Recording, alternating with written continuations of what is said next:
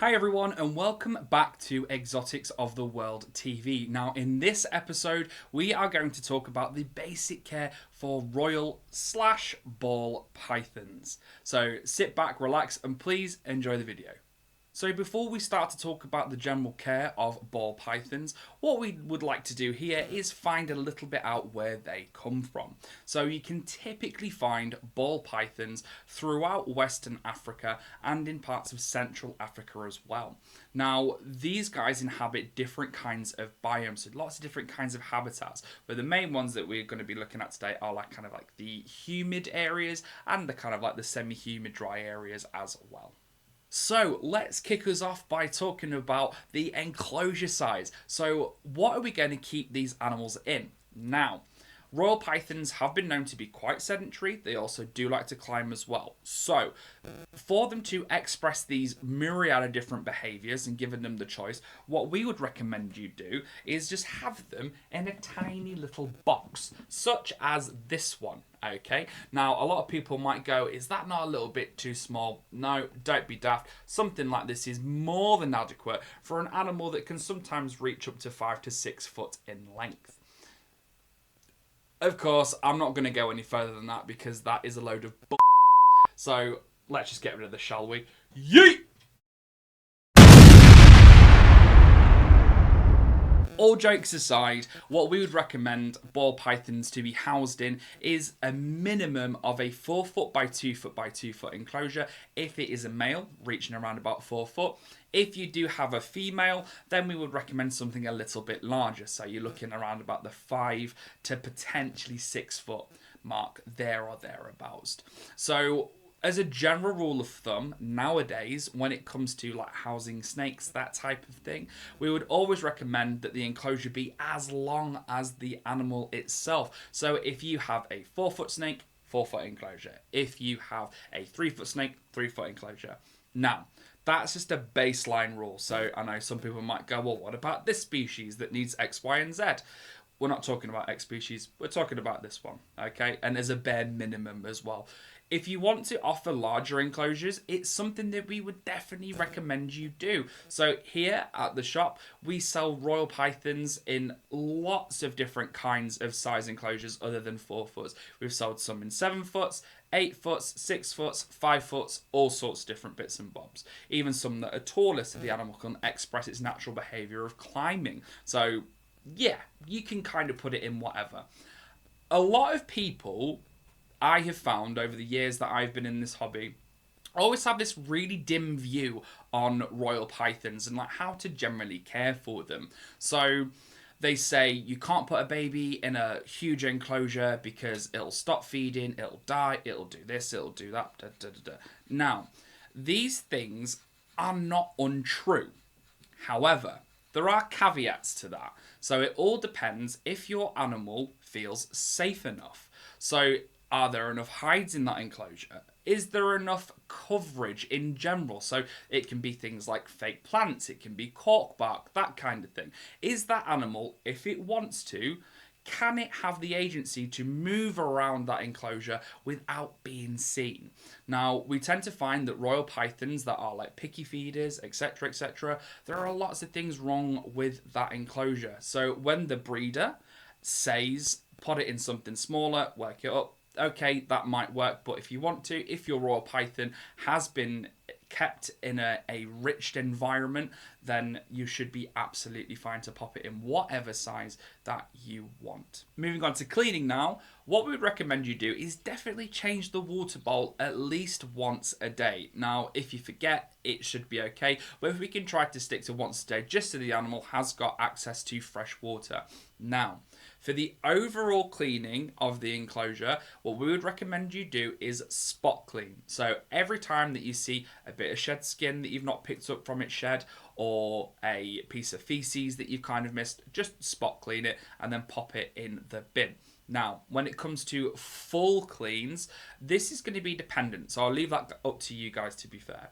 So if it starts to smell really, really bad or looks pretty gross, so for example, the animal has knocked over the water bowl and all the substrate around it has gone a bit gross and a bit manky, then probably just do a full deep clean. So how we would do this would be to take all of the substrate out, all of the furnishings, spray it down with your reptile safe disinfectant. Now, personally here, we like to use F10 because it's quite easy to use. Everyone knows it. It's a trusted brand. But wherever you are in the world, whatever trusted brand that you have, you can obviously use that. That's absolutely fine. So with your woods and your porous things, what we would recommend you do is just put a bit of F10 on like a dishcloth, anything like that, and just give it a wipe. You're not going to want to be soaking it. So if you do soak it, you're more likely going to harbour bacteria and fungal growth once you place it back into the enclosure. Now, things like hard rocks, plastic items, plastic plants, that type of thing, you can literally go to town in terms of clean. You can give it a good old scrub, that kind of thing. As long as you remove the urates and the feces, then you'll be absolutely golden. So the next thing we're going to be talking about is the heating. So how hot does this enclosure need to be? Now, we would recommend a basking spot around about 30 to around about 35 degrees. You can play with it, whatever works best for you, around about there. So that is the basking spot, okay? Moving on to the warm end of the enclosure, so like your general air temperature, you want it in the daytime to be in the high 20s, so 28, 29, that type of thing. And on the cool end, you're not really going to want to drop it below anything than like 20 to 24 degrees. Now, flip side, on a nighttime, we would recommend that you turn everything all off so it all goes down to a nice temperature. So, contrary to popular belief, reptiles do need to be cooled. Now, because these animals are not going to experience significant temperature drops like they potentially would in the UK or wherever in the world that you are, if it just get quite cold, especially in the winters, then you may need some sort of additional heating. But as a minimum, as a safe minimum, we would say anywhere from 18 to 20 degrees. 20 degrees preferably, but if it does drop below to 19 to 18 degrees on the odd occasion, then you will be absolutely fine. Now, the thing that goes hand in hand in this is your humidity. So we would recommend having royal pythons a humidity range of around about 70 to 80% humidity. Now, don't get too hung up on humidity. Humidity will peak and it will trough. It'll go up and down like this constantly. So as long as you've got an average of 70 to 80, I shouldn't worry about it too much. If you're worried about your humidity dropping, like constantly, what you can do to get around this is placing hides inside the enclosure, and we would recommend filling them with like sphagnum moss. It could be vermiculite, cocoa fiber, or a variation of those three. Anything that retains the humidity. So when the animal needs to shed its skin, it can go in there and it can shed its skin. Also, if the animal's too hot, it can retreat somewhere where it's a little bit cooler as well. Now, how are we actually going to heat this enclosure? So we would typically recommend that you have your basking spot bulb. Now, this is a light emitting heat source that is going to be reptile safe. Now, these are going to emit infrared A and B, which is going to basically warm the animal from the inside out. Okay, so don't get this confused with ceramic bulbs that just heat like ambient air temperature and don't actually penetrate deep inside of the muscle tissues. That is what's required, especially for larger constrictors such as royal pythons. Now, the basking spots that we use in here, we use a myriad of different bulbs, but it can be things like the Arcadia halogens. We also use the mini Lucky Reptile halogens as well, amongst other like brands and stuff, but as long as they're reptile safe, then you should be absolutely fine. So we've got our basking spot bulb in our enclosure. So this is going to be our heat source, all right? So what we need to do is we need to have mechanisms in place to help us control this heat source. Now, what we would always recommend that you do with any type of heating in that enclosure is always have them on a thermostat. Now, any light emitting heat source will always need to be on a dimming thermostat. So there are three main thermostats that we typically have here in the UK, and I think as well over in America as well. So we have dimming, we have mat stats or on-off stats, and we also have pulse proportionals. So the dimming is what we're going to want to be using for our light emitting heat sources. Pulse proportional thermostats are really designed for things like ceramic heat bulbs, and on-off stats or mat stats, you guessed it, are designed for heat mats. But heat mats are dying out. They're a very 90s way of keeping reptiles, so don't really worry about that one too much.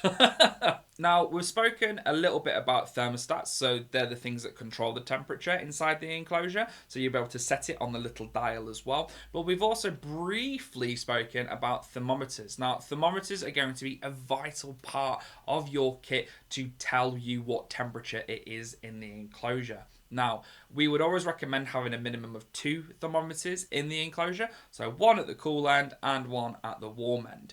But if you want to get a little bit more precise, you can add an additional third right where the basking spot is. So therefore, you know that you're going to have a nice gauge on how warm it is in that enclosure. There are lots of different kinds of thermometers as well. So you have the standard dial ones, which is like the little stick-on ones. They're okay. If you want something a little bit more accurate, then we would definitely recommend using the digital thermostat. So there are lots of different brands available. Any digital thermometer. I said thermostats, didn't I? Oh, bagger. So there are lots of different thermostats that are... I've done it again.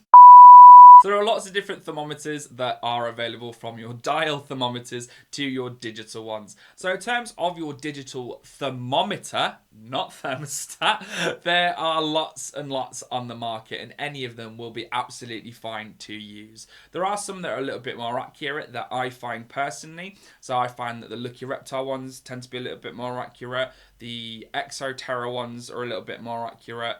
Along with quite a lot of others. A lot of it's going to be trial and error, so don't panic too much. Another often overlooked piece of heating equipment is in fact the temperature gun. So temperature guns do not have to be super expensive. You can literally type it in Amazon and you will find them. They're typically around about £10 to £20, so I would say roughly about the same in dollars, maybe. I'm not too au fait with freedom units. Once you type thermometer gun or temperature gun inside your search box, you will be able to find them, and most of them will be absolutely fine to use. They're typically used in the UK, AAA batteries, so just replace them as and when you need to. So moving on to additional forms of lighting. So in my personal opinion, I would always recommend having UVB with any reptile that you have. If it's crepuscular, so awake during dawn and dusk. If it's nocturnal, awake at nighttime. If it's awake during the day, so diurnal. Any reptile should have access to UVB. So it's well documented at this point that snakes do benefit from UVB, so you might as well go for it. Could potentially make your animal live a little bit longer. There are other sources of light that you can pop inside the enclosure as well, so things like LED, but it has to be reptile safe LED. There are lots of LED bars and bulbs and stuff out there that we really wouldn't recommend using for reptiles because they just simply aren't that safe. Good ones to go for would be Sansi, as I've spoken about in previous videos. That would be the Jungle Dawn LED bars, the New Dawn bars, all sorts of things like that. If it's got a reptile on it, yeah, it's going to be a little bit more expensive potentially, but it's there for a reason. It's going to be safe for your animal.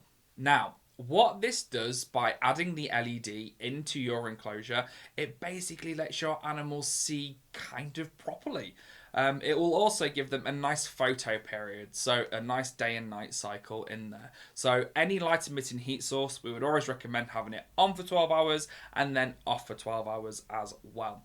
Just again, so you're giving that animal a nice day and night cycle. So another topic that we get asked about in here is what substrate shall I use? Now, when it comes to substrates with your ball python, it's completely up to you.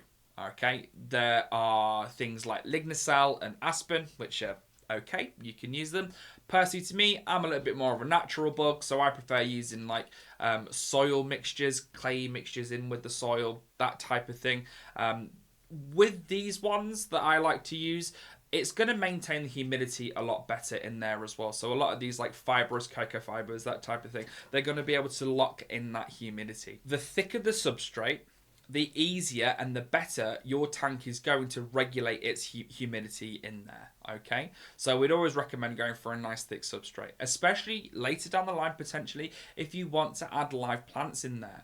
So especially combined with the like LED bars and stuff, your plants are gonna absolutely love it. So this next one's kind of linked-ish maybe, is decor. So what decor can I put in there? Now, again, I'm a natural bug, so I prefer using things like rocks, logs, branches, sticks, leaf litter, that type of thing. Lots of different bits and bobs that the animal can interact with, and it looks supernatural, and the animal looks really, really cool inside it as well.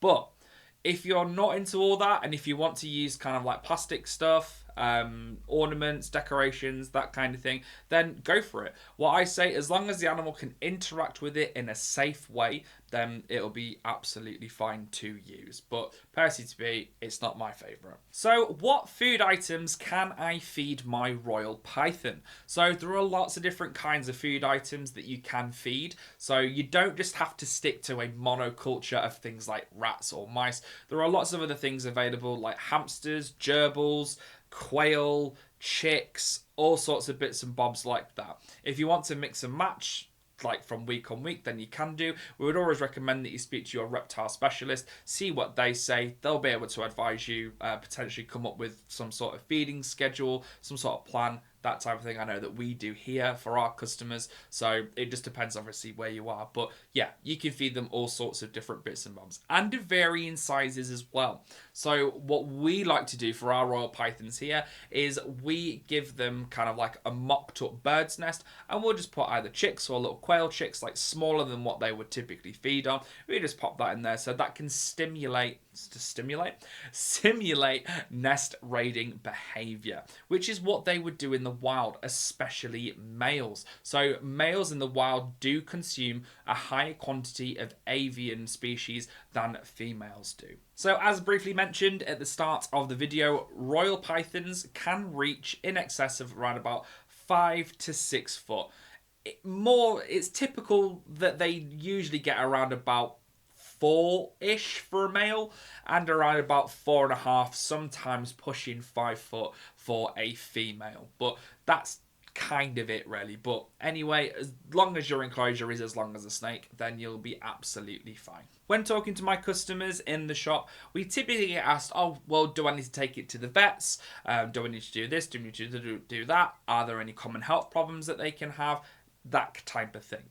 Now, in my personal experience, the only really common health problem that I have seen royal pythons get is respiratory infections. It is super, super common, and this can be either because it's far too dry in the enclosure or it is far too wet. So if you just go back in this video and have a look.